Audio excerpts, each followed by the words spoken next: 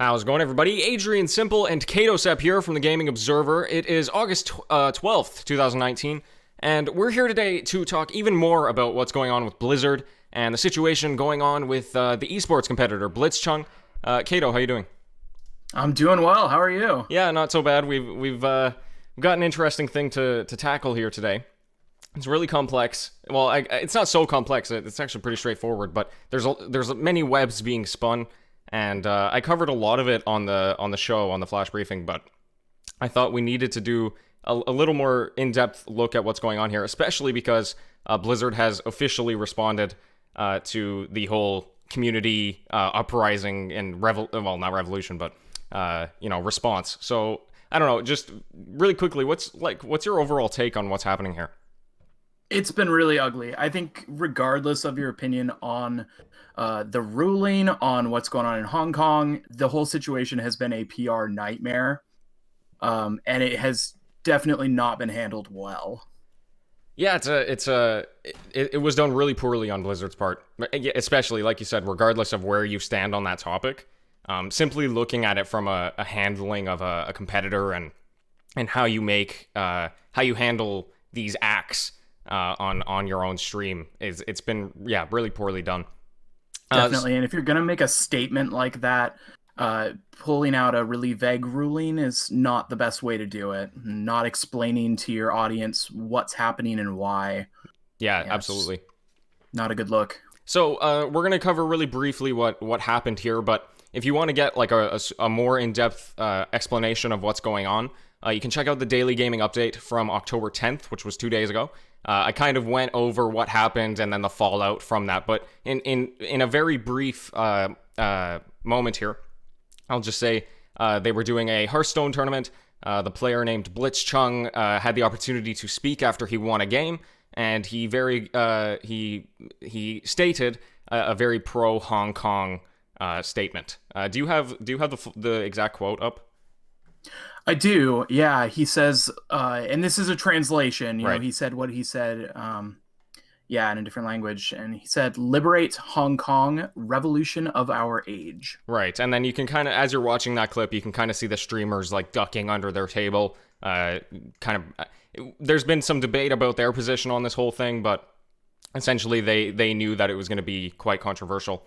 As a result of that statement, Blizzard handed out a 1-year ban to the sportscasters, to the esports player himself, and they took away all of his winnings up to that point in the tournament.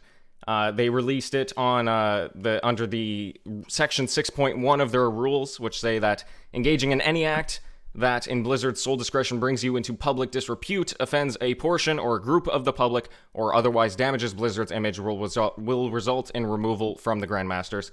And a reduction of their prize pool to 0. So they were sort of justifying this under the idea that it was ruining Blizzard's image.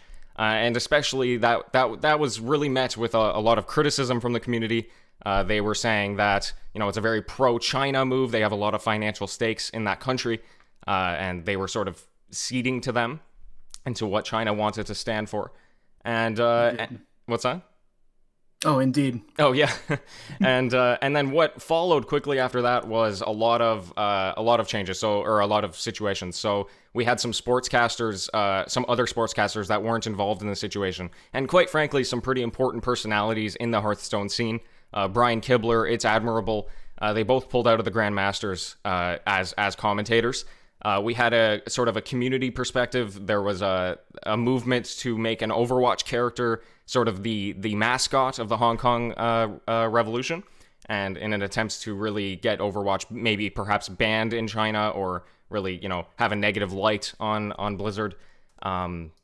We also had within the company itself some protests from the workers. So they did a walkout, and they were covering some of the inspirational statements that Blizzard likes to put around, like every voice matters. And they were just covering it up so you couldn't see it on the campus that they have in the headquarters. So really just a lot of blowback to what's happening here. And now, after a week of this happening, and people, was it a week, maybe 5 days? The actual broadcast was October 6th. They made the ruling on October 8th. So it's actually been about 3 days after the Oh ruling was wow. made. Okay, so it feels so long. Anyway, Yeah. they officially came out with this really long blog post from the supposedly the president of Blizzard, J. Allen Brack, and they basically had a lot of buzzwords in there, a lot of vague, hey, we really love our community and we really care about bolstering everything, and we're committed to our craft and stuff. And really, it was a lot of dodging of what really happened. Officially, they decided to shorten the suspensions, the esports suspensions, to 6 months instead of a full year, and they gave Blitzchung his winnings back. What did you think about this statement that they made here?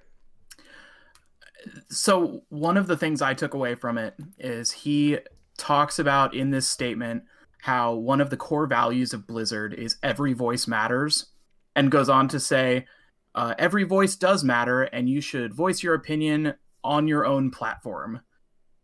Which, I mean, I think everyone can interpret that how they like. That sounds pretty gross to me. Absolutely, yeah.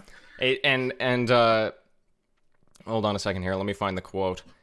I can't find it. Well, anyway, yeah, you're right. It's very dodging of the situation. A lot of avoiding what happened. And even like there's some stuff that just doesn't make sense. He addresses a few points, and one of the things he says is, what is the role of shoutcasters for these broadcasts? And then it's essentially like, yeah, shoutcasters make the game more exciting. What does that have to do with what's happening here? It was them addressing the situation with the shoutcasters being fired without actually addressing it. Right. He says that the job for them is to keep things on track. And that was, I think, his statement as far as why the shoutcasters were let go, was because they didn't keep things focused on the Hearthstone tournament. But that's anyone who's ever watched a sports game, esports game, anything like that. If you are interviewing the player, your job in that moment is to talk to the player and Right. have them express their feelings, their views. Maybe not expected their political views, but that's kind of what you want. You want to hear the player and get to know the player. So this is a very coming from the president of Blizzard, this is a very naive way of looking at interviews. Yeah, especially, and that really kind of reinforces the idea that they're in supposedly China's back pocket, right? That this is very politics driven or financial driven, because that does make a lot of sense. You want your players to come across as real, as people that as someone who people can get behind, right? Exactly. I used to watch StarCraft 2, and I remember watching a player who would often talk about his professional bodybuilding career on top of his professional StarCraft career. That was obviously something off topic. That was something that's not related to StarCraft 2. And yet nobody involved in that ever got banned from StarCraft. So it seems very hypocritical in this case. Right. Yeah, I'd like to point out a specific quote here. Quote, "The specific views expressed by Blitzchung were not a factor in the decision we made. I want to be clear, our relationships in China had no influence on our decision," end quote. And I mean, that kind of speaks for what we were just talking about. Like, they're trying to make it quite clear that China has nothing to do with this. It's just a matter of, speech on their streams. But in reality, that makes sense from no perspectives. Indeed. And anyone who's ever run a tournament like this, they'll look at that rule, that section 6.10, engaging in any act that in Blizzard's sole discretion brings you into public disrepute.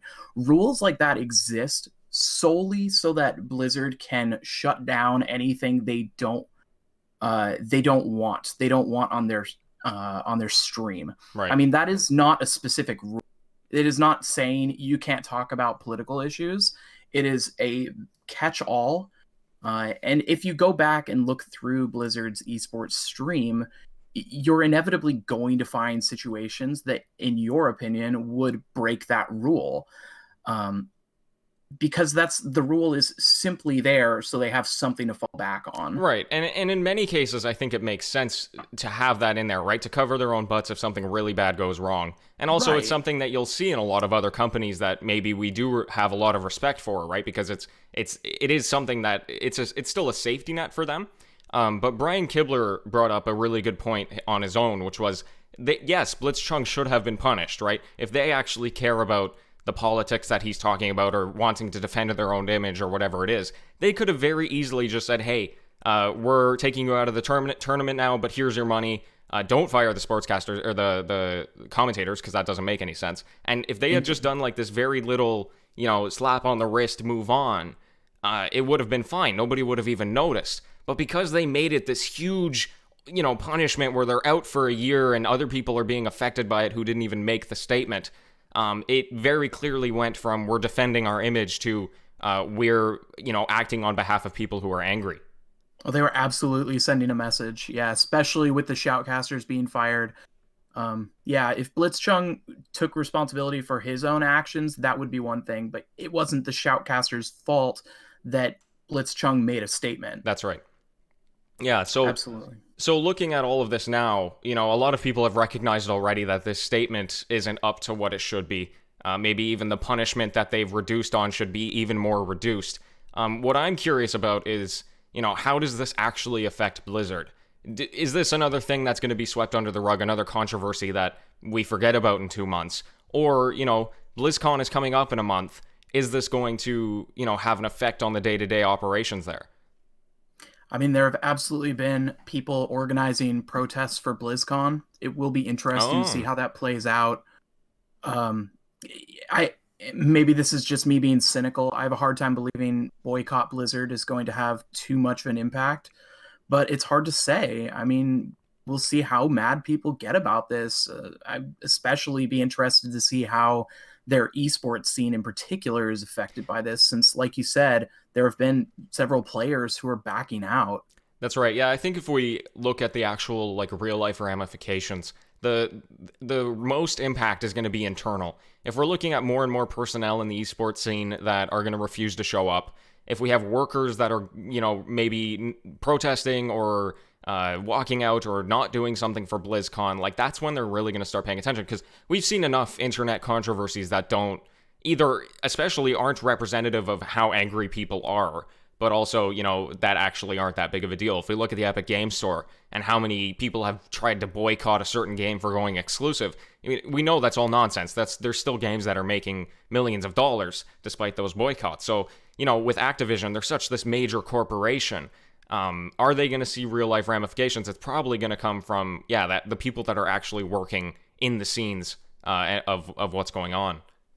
Yeah, absolutely. And I'm very trying to think of exactly how to word this, but I'm curious of your input moving forward. What do you think could happen that would make this all right? Is there anything Blizzard could do to make this better at this point? Especially considering the player Blitzchung is making statements that he's likely not returning to Hearthstone even when his ban is up. Right. Do you think there's anything that they can do to fix this? I think it's so tough, right? They're obviously in a position where there's a government breathing down their neck. There's a government breathing down their neck, but they've taken the position of listening to them, right?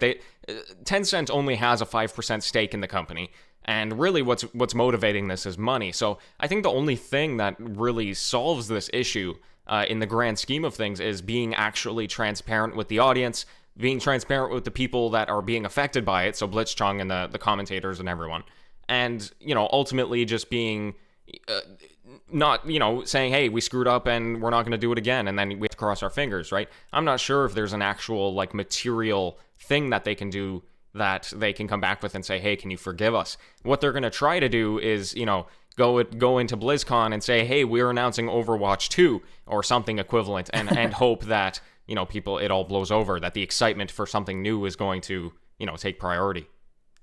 Definitely. Yeah, Diablo 4 coming soon. Yeah, no kidding. And I imagine they have to have something ready to go this time around, because you know, they were obviously embarrassed by Diablo Immortal last year, and the way that they finished off that event and people booing and the memes that came out and everything. And I think I've seen some reports from like Jason Schreier and stuff that they were actually planning going all out on this. Yeah, well, this is certainly going to put a damper on that, especially if there's protests occurring all around. Yeah, no kidding. And I do want to bring up one more thing that we didn't talk about a little bit. So as we know, Blizzard is owned by Activision, and they also have partnerships with other companies. One of them being NetEase. Yeah. I just wanted to throw out there that there was a statement made on the Chinese social media platform Weibo. I'm sure I'm pronouncing that wrong, and I apologize. But apparently, the statement was made by NetEase, not Blizzard, but they are, companies in partnership. Yeah, and NetEase has a pretty like hundreds of $1 million in investment in with that company right now. Right, exactly. And it was a statement written in Chinese. I do not speak Chinese. I cannot translate this myself. But I do want to throw out here, there was a translation done by IGN of this statement where they say, "We express our strong indignation and condemnation of the events that occurred in the Hearthstone Asia Pacific competition last weekend and absolutely oppose the dissemination of personal political ideas during any events. The players involved will be banned and the commentators involved will be immediately terminated from any official business. Also, we will protect our national dignity." Wow. Yeah, and this was a statement made on the 8th, it looks like at 12:48. So before Blizzard's statement, it's interesting to me, particularly that statement about "we will protect our national dignity," right? Which kind of contradicts, the J. Allen Brack saying That's that right. the content doesn't matter, that the content wasn't important as to why this action was taken. Yeah, it's a really interesting dichotomy of messaging here, especially because you look at the official message from the president, who's saying, hey, this has nothing to do with China, and then they come in and they're saying, hey, yeah, like you said, it's a national identity thing. We've also had, this is a little bit of a conspiracy, so I don't want to put much weight into it, but there have been sort of these breakdown analyses of what's going on with the statement, and some people are saying that it looks like it's Chinese written with the president's name slapped onto it, right? So there's obviously, and like I said, that's a bit of a conspiracy, but there's obviously so many webs happening here and so many contradicting statements and PR and ways that this can go. So they definitely need to get their message straight. That's right. I think as far as moving forward, you mentioned transparency was one of the ways they're going to potentially fix this at this point. They're definitely going to need to figure their message out, because right now it is all over the place. And I think it's especially important to get that message straight, not only because, like, yes, okay, they made their PR statement. We expected that it was going to come, but that PR statement is useless if people like Brian Kibler are not going to come back to work for them, if the people are going to continue to protest at their company, right? If it's not a very clear, direct message of what's happening, this is just going to continue. Simply putting a statement out there isn't going to work. So absolutely. Okay, well, it'll be. Oh, go ahead. It'll be interesting to see where we go. Where going.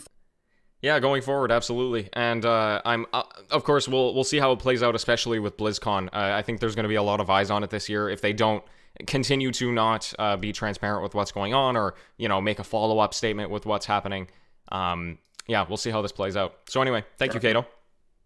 Thank you. Yeah, this was Gaming Observer Radio. This is a format I'm going to try and do more often moving forward. I like this idea of just taking a topic and giving it a little bit more depth than we can normally do on the flash briefing. So you can look forward to more of that. And then until then, happy gaming, everyone. Happy gaming, everyone. Hey. Sweet. Okay, you can hit stop. I did. And I'm going to hit stop.